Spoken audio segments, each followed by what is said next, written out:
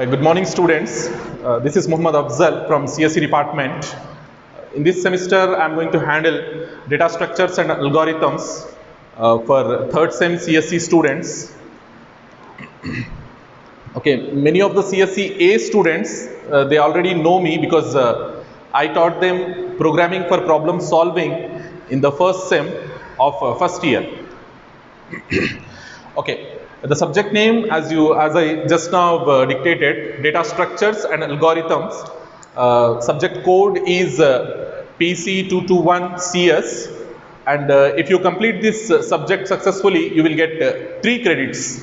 And it is a lab-oriented subject, so you'll be having a lab as well, data structures and algorithms lab, and you will get 1 credit if you successfully complete that lab. Okay, so. The course outcomes, probably whatever process or whatever work we initiate, we have to know the output. Okay, so as part of this outcome based education, you have to know what is course outcomes. Okay, so course outcomes are something, if you successfully complete the course, what inputs you will get from this course. Okay, as part of output, we have to discuss that one. So we call it as course outcomes. So once you successfully complete this course, you will get these following outcomes from this course. So you will be able to understand what is an abstract data type, and by using that knowledge, you can even implement the coding for those abstract data types. Okay, then we'll be studying how we can evaluate the algorithms. As you can see here, the second outcome, the evaluation of algorithms. When I say evaluation, it is something like measuring, okay, measuring the algorithms.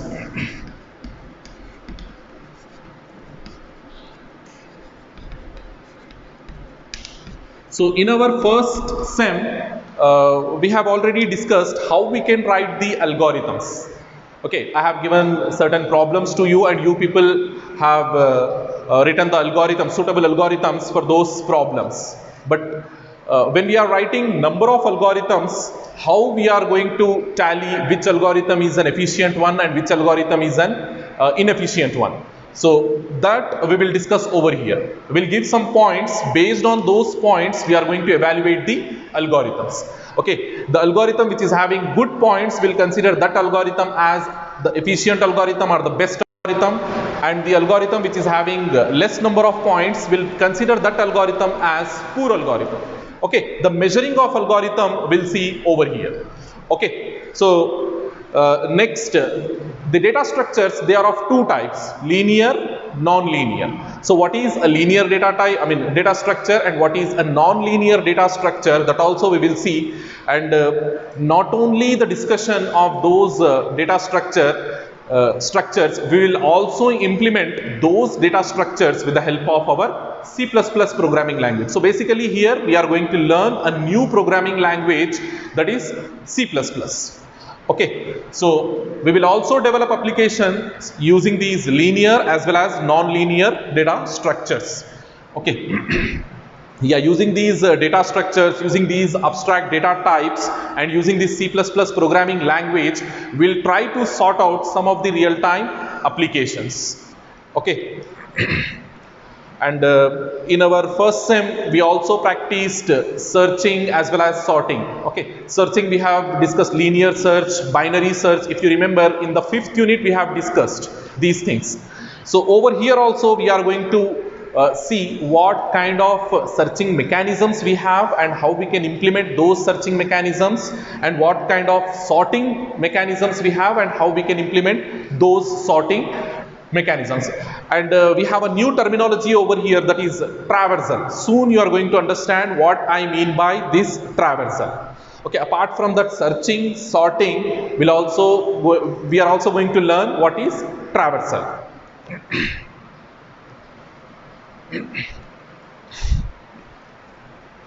Okay, so if we see the syllabus, in your first unit, the name itself says we are going to introduce a new programming language, that is C++, Introduction to C++.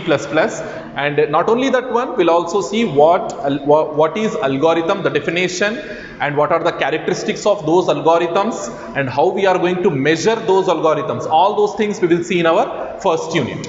Okay, so this, when we are saying this C++, it is object oriented programming language. So whatever we studied in our first sem, that is structured programming language. C programming language, the traditional programming language, we call it as structured programming language. But when we are saying C++, it is an object oriented programming language. So we have to see the object oriented design model as well. That model also we will discuss over here. And the properties, OOPS properties, we have certain properties like class, object, inheritance, encapsulation, polymorphism, binding, abstraction, all those things we will see in your first unit. Okay, then we see how we can write our C++ programs, and how we can give input to the C++ program, and how we can take output from the C++ program. Okay, all these things we will see over here. And when we are talking about algorithm, just now I have explained, inside this introduction we will see the definition and the specification, and what is a recursive algorithm, that also we will see over here. And apart from these things, we'll also do the performance analysis. For an algorithm, we will see the performance analysis. And when we are talking about that performance analysis, we have to know what is time and space complexity. Time complexity as well as space complexity.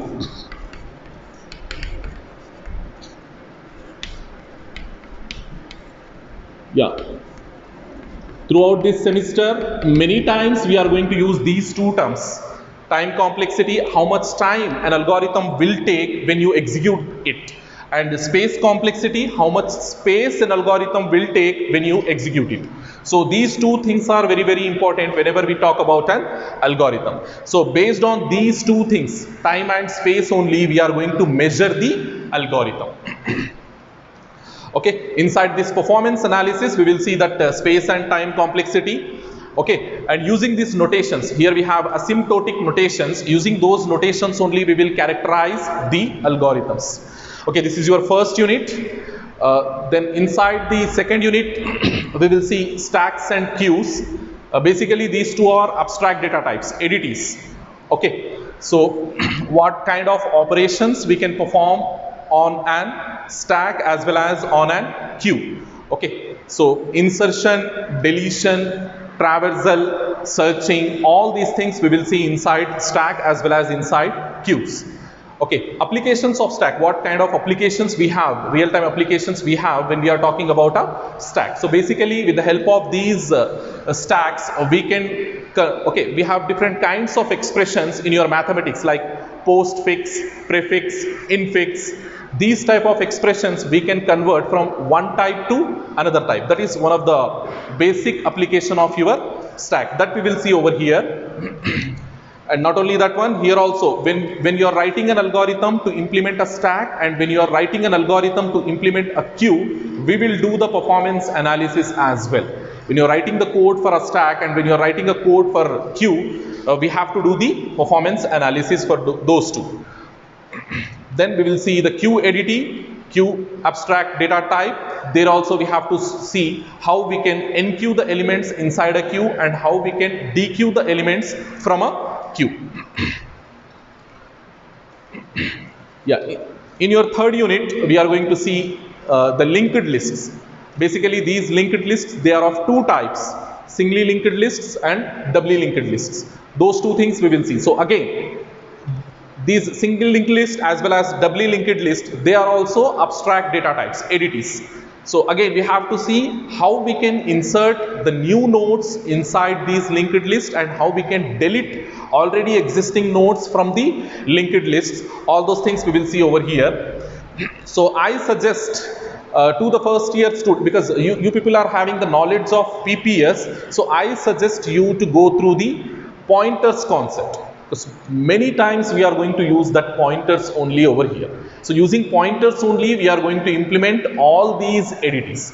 So pointers are the reference variables. Here we call them as the reference variables. Those are nothing but your objects. So using objects only, we are going to implement these ADTs in data structures. Okay, so after following this doubly linked list, using this doubly linked list, we can implement the circular queue. That circular queue option also we can see.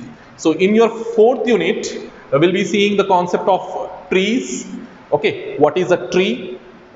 This is not the real-time tree what we are talking about. Inside a data structure, it is a kind of data structure. Tree is nothing but it is a type or it is a kind of data structure. So tree terminologies, it is having different, so whenever we are learning a new thing, we have to know the terminology. First of all, we have to know the terminology. That terminology we will see over here. Basic tree terminology we will see over here. After that, how many different types of trees we have? We have like binary trees, binary search trees, threaded binary trees, AVL trees, all those things we will see over here. Okay, so what is a binary tree, how it is different from other trees, all those things we will discuss over here. Not only the discussion, we will also do the implementation. So one thing I just want to make it clear over here. So as of now, everything is going online. So don't you think that we are going to have the class like this in a passive way. We are not going to have the class in this way. Soon I am going to start, whenever it is required, soon I am going to start the coding process as well. Okay, so that you people can follow that code, you can practice at home, and you can also develop the applications with the help of that coding. Okay. So tree operations we will see, and their algorithm analysis also we have to do. Whenever you are implementing tree data structures, you are writing the code, you are writing the algorithm, you have to measure those algorithms as well. So when you learn this measuring process, ultimately you will be able to write the efficient algorithm. Okay, and the last topic in your fourth unit is that is heaps. It is a kind of searching mechanism that we will see over here. Okay, inside your fifth unit, we'll see the sorting and searching techniques. Already you are quite familiar with two of the sorting techniques and two of the searching techniques. Searching techniques we studied about binary search, linear search in your first sem. And sorting techniques, bubble sort and insertion sort we studied in first sem. Here also again we are going to study all those things like selection sort, bubble sort, insertion sort, quick sort, merge sort, heap sort, all these things we will study over here, and we'll do the performance analysis as well. I mean, when we studied two different sorting techniques like bubble sort and selection sort, we come across a situation like what type of sorting technique we have to use, whether we have to use the bubble sort or we have to use the insertion sort or selection sort. So here we'll do that comparison. Which sorting technique is an efficient one? Here we'll do that analysis.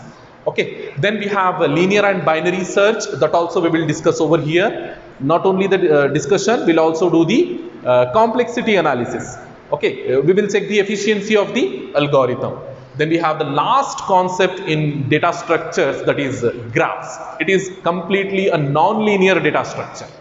Okay, what is linear data structure? What is non-linear data structure? Very soon you will understand.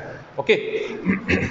Inside that graphs, again we will do the terminology and then representation, how we can represent a graph, then what type of searching mechanism we can apply to the graphs, and how we can do the traversal inside the graph.